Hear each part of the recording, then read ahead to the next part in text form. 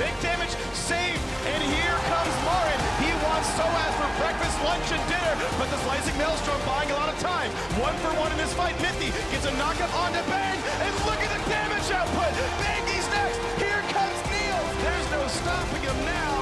It's time for SKT to make it to the finals undefeated. Hello once again and welcome to another edition of Worlds Tonight, coming to you from Brussels Expo after our first semifinal series. And gentlemen, let's talk about this venue. Being in the round one. I love it. Good start. All right, Kobe got it. He got it. Being up here in the middle and, seeing the seats are all empty now, but like everybody all around, like the full circle plus the teams get to look at each other in the eyes when they're crushing each other. That's just I'm hoping for some more 500 € fines as a result of the two teams staring at each other. It's prime. I love the trash talk. It's prime trash talk or trash gesture territory. I was about to say, gonna come up with their own, like, oh yeah, take that. Yeah, so something that's not outwardly offensive to other people. It's like, you can't, what is that? I just did this. Yeah, because I was actually going to say a similar thing, which is I'm waiting for the stories to come out, post-Worlds, that what things occurred as a result of this, this format or this geography of the stage, how the players felt about it too. What does it change in terms of nerves, actually being able to see the person across from you that you're playing against? That definitely has to change the dynamic of the way you, feel when you're on stage. Honestly, all jokes aside, I don't think it's going to change that much. Right. Because you're really absorbed in the game pretty much for the entire duration of the game. You're trying desperately to communicate with the rest of your team. So, looking across and trying to make faces or communicate with the other team seems like a stretch. No. What you do is you get the solo kill, right, Kobe? Oh, yeah. And then also, when you're dead, then you have plenty of time. Yeah, and then the other guy, the guy who solo killed you, he recalls and he just leans out. Just stares you right in the eye. Yeah, lets you know that he's picking up a BF sword while you only get a pickaxe. You and he's gonna come back and the other beat you team, again. And every person on your team at the same time synchronized. No, everybody just takes their hands right off the keyboards while they auto push a wave or something. The other thing that I will say that this arena is very conducive to is audience waves.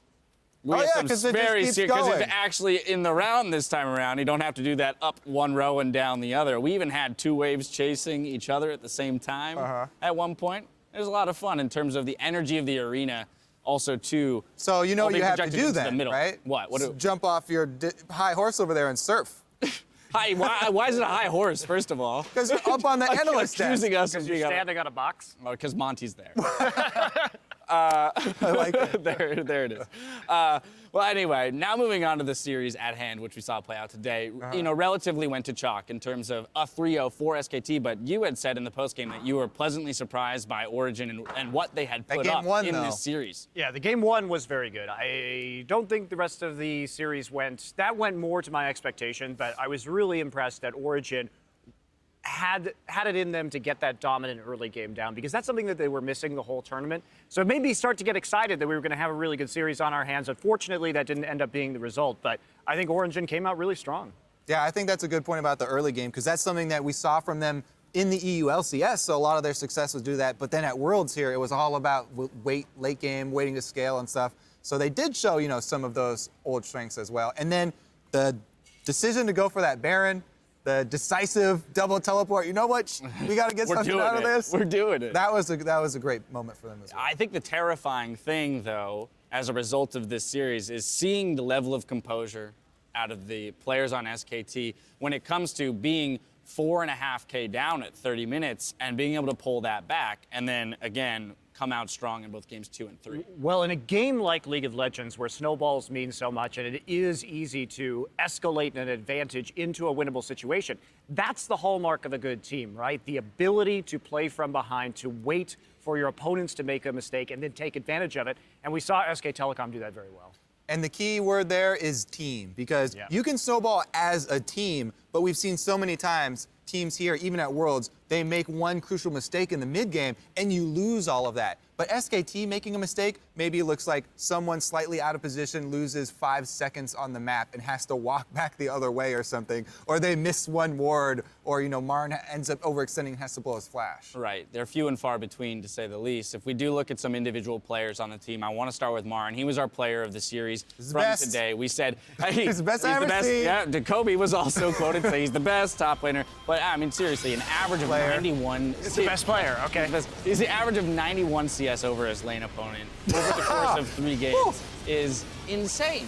Yep, it's absolutely crazy. It didn't manifest so much due to the short duration of the last game, but this is a guy who delivered that nearly 150 CS performance in the first game of this series over SOAS. And that's insane. You know, we call the 100 CS threshold the Flame Horizon because that's where Flame used to go back on the CJ Blaze days. It's kind of his hallmark move was freezing waves, getting that big CS edge. And to do it twice in a best of 3, I mean, it's hard to do it once. Right. And to do it twice and to do it that consistently is a rare talent. And it's strangely the way it affects the other team when all of a sudden you do see yourself, you see yourselves only getting 2 lanes of a level farm, 18 Renekton at 25 minutes, like, that does not have a good effect on I don't care what champion we have in that lane against a Renekton. And I love this guy so much because I like watching him from the very beginning, watching LCK, and you guys were talking about him when he first came in, and you're like, oh yeah, he's like the Faker of the top lane. He's so good from solo queue. They scouted this guy, and then you know he had a lot of work that he had to put in. Yeah. And he's just evolved so much, and he's had all these unique things. Like I always focus so heavily on the home guard early buy thing, but I think it's just so cool and so unique about him how he values this map pressure, and he's evolved into this really great shot caller as well. He just sees the game in an overall view now, which is something that's fairly rare among solo queue superstars, you know, and it's taken a while for him to evolve, and he's the best now. he's the best. Now the other set of players that I want to look at are EasyHoon and Faker in the mid lane. We saw them both play today. We saw the team use both of them to success, and we've spoken about, you know, SKT being an outlier in which they really can utilize both their subs and for very different reasons. We saw the change in pace when Faker came in and how it just kind of threw OG into this tailspin. The classic Faker rise flash into your face. Just run at over, you. Like on cooldown whenever we're seeing I feel like he's getting lazy. He was, you know, like, is he just getting lazy? He's like, I'm just gonna play Rise every time and point and click on you until you ban it away. He comes in when they're up 2-0, game point. Why would he show anything new, Dad? He doesn't have to show anything new. And until somebody has an answer for this Rise, he's not going to play anything else. Like, what's your answer for Rise? What do you think? I have no. I don't know. I don't know really? because I think not if they're 1 game away. If they're 2-0 in the finals, you don't think he'll play something else? Okay, like, fair you know enough. what? He probably will. All right, fair enough. Let me get back to that Master Yi pick. Yeah. Give you a little bit of this. Yeah, I honestly like the whole Rise scenario. We talked about that champion in general. Just it's a late game scaling champion that spikes early. I think was what Prolly said on the desk. I was like, okay, buddy. But I mean, factually, his itemization does take a long time to develop. Certainly, he's a threat in a 1v1. But there are ways you can make plays against him. Obviously, he lacks mobility. I was surprised Faker took Ghost in that last game instead of TP. That tells me he's very confident about what he's doing. But when Rise pushes forward, you can punish that, right? And he was playing the lane against Peke particularly aggressively, but Origin didn't really bring the jungle and support into mid to help out, didn't try and create any teleport plays. So Faker went relatively unpunished despite going nuts in the mid lane in this last game. Yeah, finally to close out thoughts on this series, I want to reflect on Origin's successes, you know, one last time as they were a team, came out of Challenger. Yes, they're a bunch of veteran players, so we can't necessarily ignore that, but them as a team together coming through the summer, the summer series or summer split into playoffs, grabbing second, going through the gauntlet, making it 2 Worlds, and then finishing top 4. I mean, they defied expectations at every turn, right? And especially in their group here at the World Championship, where pretty much everybody was like, okay, KT, LGD, these are the teams getting out. But they put up a hell of a performance. They played double teleport. It's nice for Origin that the SOAS X Peke double teleport style just happened to be back at this World Championship, and they made very good shot calling around that. And the scary thing is that this team has so much growth potential. Like there's the arc for this team, like they've just started still. There are a lot of things they can still clean up in their shot calling because having so many experienced players, they've got everybody adding information, and they don't really have, concrete calls before they're, moving to go to an objective, and so they still kind of figure it out as they're moving there. When these guys get down on the same page, and like if they establish a pecking order or something like that, this becomes a very scary team. And Niels with only more time. Niels as the rookie on the squad has been like the most valuable player for the team is insane. Yeah, he has been an absolute rock star. Now we know SKT moving on to the finals, which we were finally going to have our first repeat appearance in the finals to see if they can snag a second world championship. They are going to be going up against the winner of tomorrow's series, Fnatic versus KOO. Want to turn our attention towards that series because I do think that either of these teams will make for an interesting final against SKT and eclipse Origin in making it a tighter series than today's was. Optimistic of you. Well, thank you. Ever the optimist I am. I think they'll start Faker in the finals, and I think that they'll just use Faker to counterpick. Right. It may be just as one-sided as a result. Yes, but I want to look towards tomorrow's matchup in terms of looking at these two teams. I'm just making a statement about the finals, Monty, but I want to look at tomorrow's semifinal. So Fnatic and before KOO. they're on the SKT chopping block. Yeah.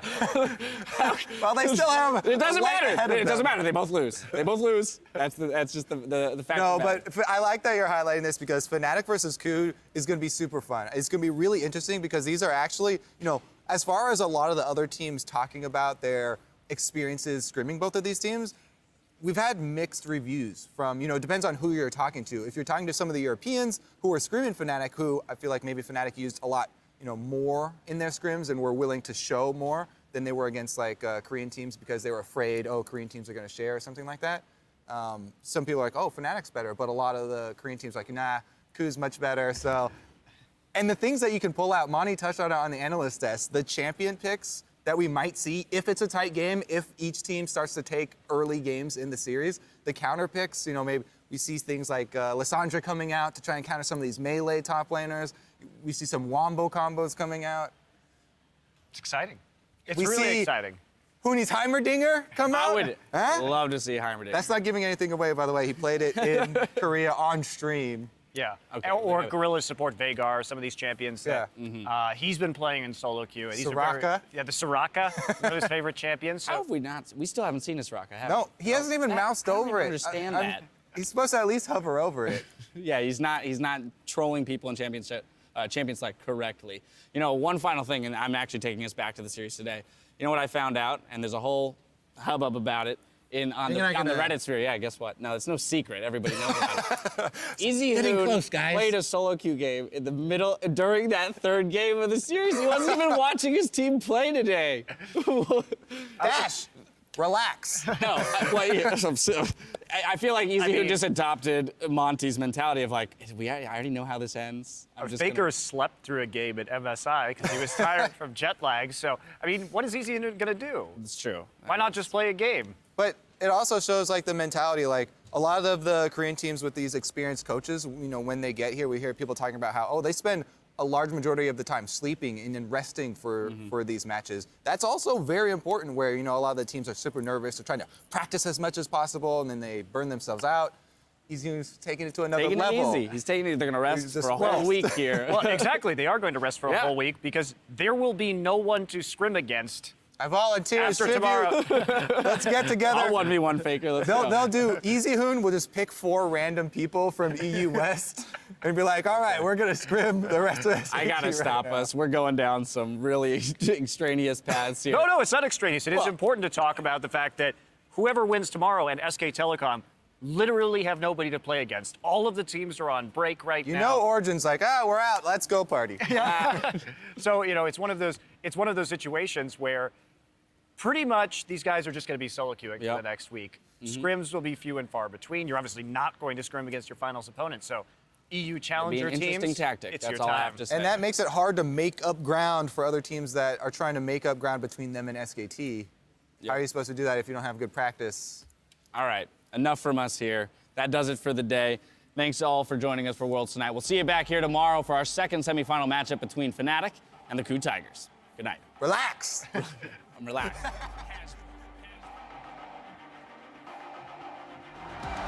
And here we go, game 1 of the semifinals. South Korea's SK Telecom T1 versus Europe's Origin. Running away through the wards, Hot Summoner teleport. It's a god! But the Slicing Maelstrom buying a lot of time. 1 for 1 in this fight. Mithy gets a knockup onto Bang, and look at the damage output! Undefeated still in the World Championship. Peke, meanwhile, turned into an egg, and the push comes in. But amazing is here! The two-man knockup trades onto Bang. SKT 1 game away from their second World Championship final. Bangy's got aggro, Marin's got the damage. Channel to make sure it's all fine and dandy, even though he's not at the tournament, and a double kill for Marin. Flashing under his own turbo, Faker says, no thank you, I want this kill anyway. Make that 3 picked up. Oh, the long con 4v5. How about we push mid? How about they pick off Mithy as well? It's time for SKT to make it to the finals undefeated.